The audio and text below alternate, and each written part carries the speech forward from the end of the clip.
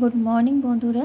আজকে আমি অ্যালফাবেট টেস্টে যে ক্লাস করেছিলাম সেটার সমস্ত যেগুলো রুলস ছিল আর কি, ইলাস্ট্রেশন সেগুলো, আর যেগুলো প্র্যাকটিস কোশ্চেন ছিল সবগুলোই সলভ করেছিলাম। অনেকগুলোই কোশ্চেন ছিল, কিছু ছিল বেসিক লেভেলের, কিছু ছিল একটু হার্ড লেভেলের, তো পুরোটা কমপ্লিট করেছিলাম। এখানে বসে আমি পড়ছি ছাদে, আর এই যে আনায়া পাখিকে বিস্কুট খাওয়াচ্ছে।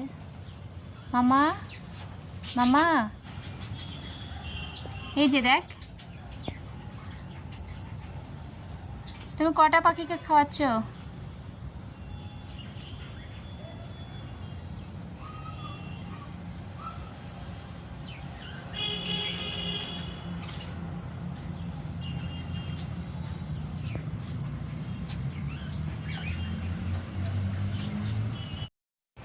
ছাদে আমি তরুণ গোয়ালের বই থেকে জিকে পড়ছিলাম, আর তারপর আমি র্যান্ডমলি কিছু জিকে কারেন্ট অ্যাফেয়ার্স এসব পড়ছিলাম। এর আগের দিন যেমন 19 অবধি কিউব করেছিলাম, আজকে করেছিলাম 29 অবধি।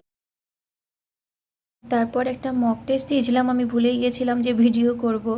একটা বাজে পেজ যেটাতে আনায়া আঁকি বুকে লিখেছিল, ওই পেজের মধ্যেই আমি মক টেস্ট দিয়েছিলাম। তো একটা জিনিস যেটা মক টেস্ট দিতে গিয়ে আমি অবাক হয়ে যাচ্ছি, দুদিন পর পর আমি বুঝতে পারলাম যে ম্যাথমেটিক্স যে পোর্শনটা আমি ভেবেছিলাম আমার হয়ে আছে, আমি সেটা প্রায় বহুদিন হয়ে গেল মানে রিভিশন করিনি।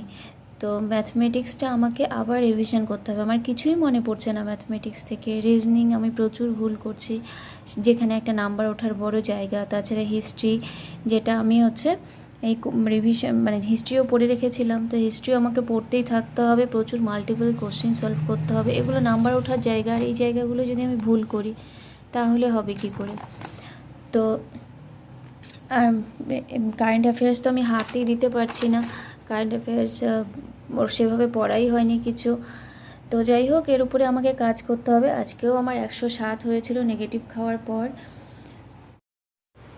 আর আমার বুক সেলফ আর স্টাডি টেবিল ওই ঘরে রাখা থাকে যেখানে আনায়া মাঝে মাঝে ঘুমায়, খেলে, তাই জন্য আমি সবসময় ওখানে বসে পড়তে পারি না, আমাকে অন্য রুমে এসে পড়তে হয়।